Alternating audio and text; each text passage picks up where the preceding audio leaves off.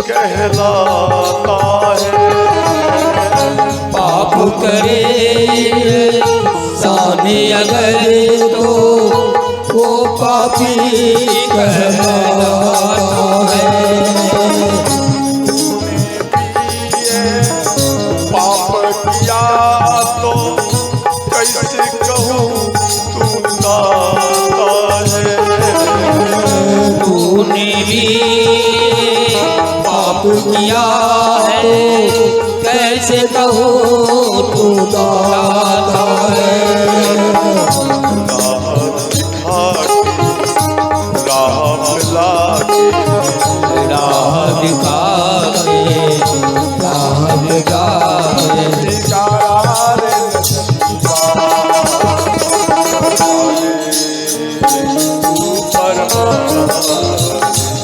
ऊपर वाले ऊपर वाले ऊपर वाले ऊपर वाले ऊपर वाले ऊपर वाले ऊपर वाले ऊपर वाले।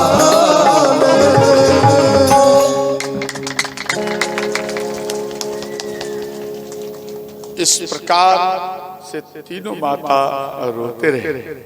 अंत में ये बात पूर्ण अयोध्या वासी में बात फैल गया तो सब कोई माँ कैकेयी को गालियां देने लगे और अंत में समाज का व्यक्ति बोले कि हे मित्रों, हे मेरे भैया, आज सूर्य का दीपक बुझ गया।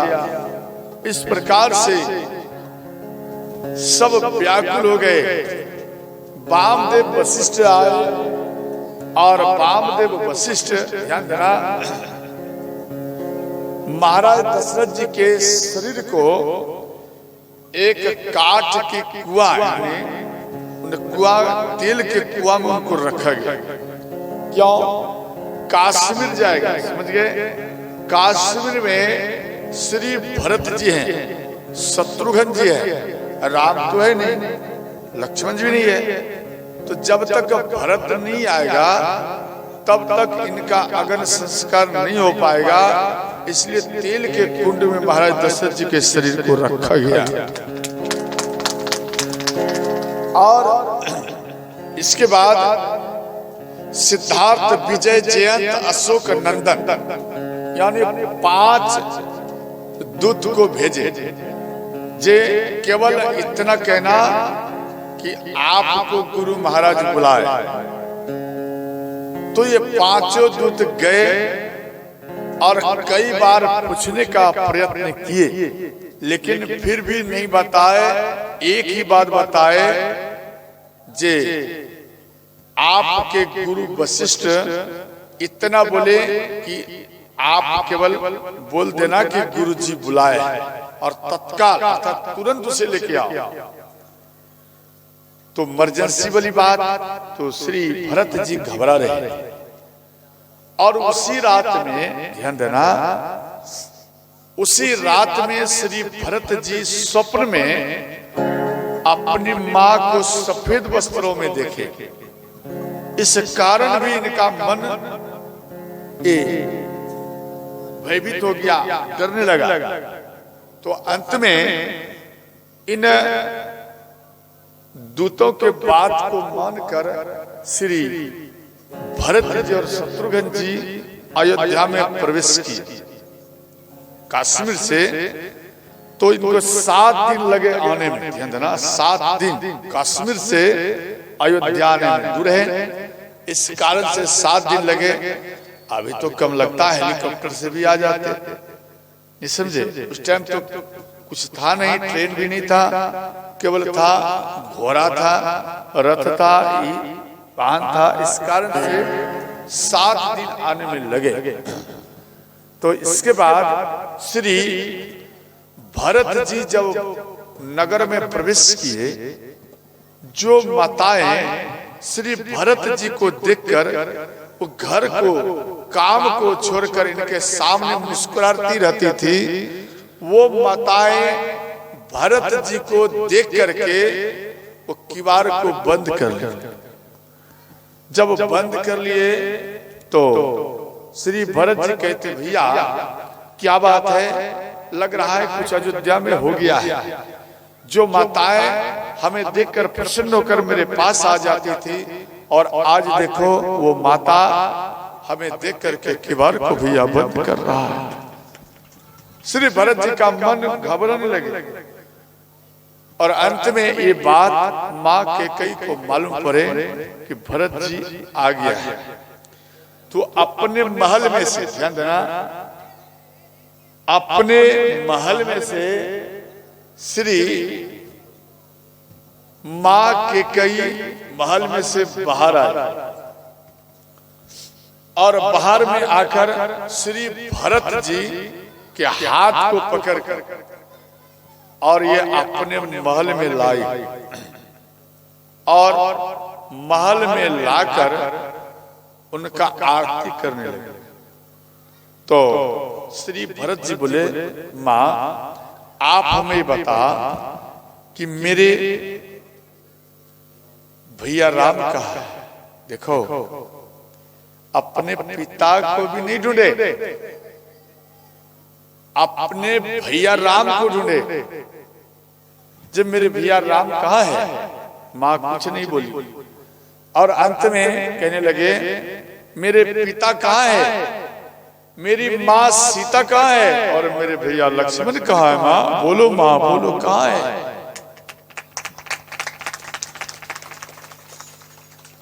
सुनत ही ससोच देखी मन मारे। माँ कैकेयी बात को पलटने के लिए कह रही हैं, पूछती नेहर कुशल हमारे, अर्थात मेरे नेहर का समाचार। बोल बेटा कैसे है मेरे पिता, मेरी माँ। बोले माँ सब ठीक है, नाना नानी ठीक, परंतु आप हमें बता जे मेरे भैया राम कहाँ है और आप इन वस्त्रों में क्यों हैं।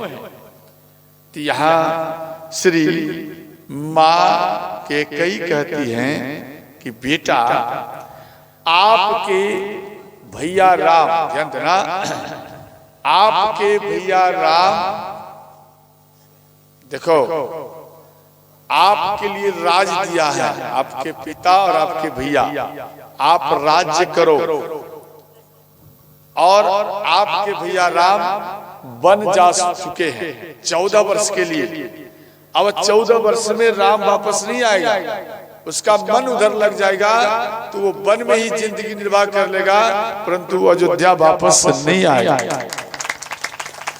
अब बेटा जी भर के आप राज्य करो। इन वचनों को सुनकर, ध्यान देना, इन बात को सुनकर श्री भरत जी तात तात हा तात पुकारी, परे भूमि तल व्याकुल भार। श्री भरत जी भैया भैया करते हुए भूमि पर गिर पड़े और श्री शत्रुघ्न जी जल लेकर उनके मुख में छींटे। तो अंत में श्री भरत जी होश में आए। बोले माँ आप तो मेरा बसाया हुआ घर ही उजाड़ दिया, माँ आप ऐसा क्यों किए। और अंत में माँ कैकेयी को, ध्यान देना, श्राप भी दिया है भरत जी कि ही माता आप मेरे भैया भगवान जैसे राम को आप अपने घर से बाहर कर दिया और आप को हम श्राप दे रहा हूं जे कोई भी माता अपने बेटी का नाम कैकेयी नहीं रखेगी, ये मेरा श्राप है। क्या आप लोग रखते अपनी बेटी का कैकेयी नाम? नहीं रखते, इसलिए ये बात, ये श्राप हमको लगा। समझ गए?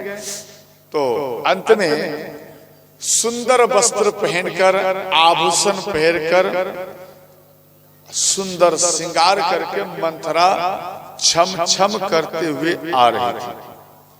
श्री शत्रुघ्न जी का दृष्टि पड़ा तो शत्रुघ्न, ध्यान देना,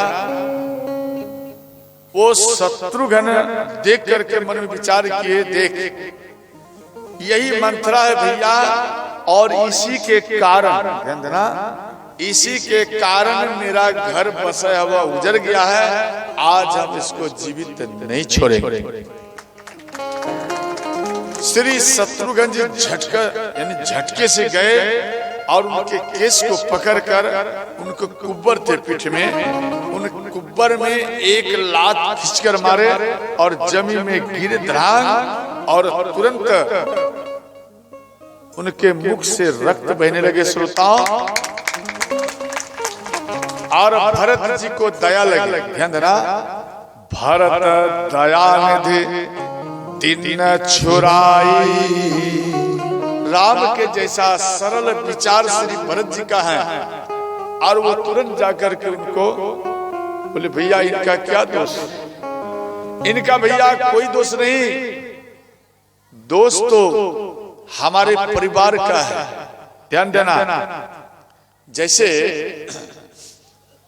आप यहां पर 10 या 15 हंडी रख दो, हंडी समझते थे, और आप रख जगह रख दीजिए और आप बगल में बैठे रहिए, क्या वो आवाज करेगा?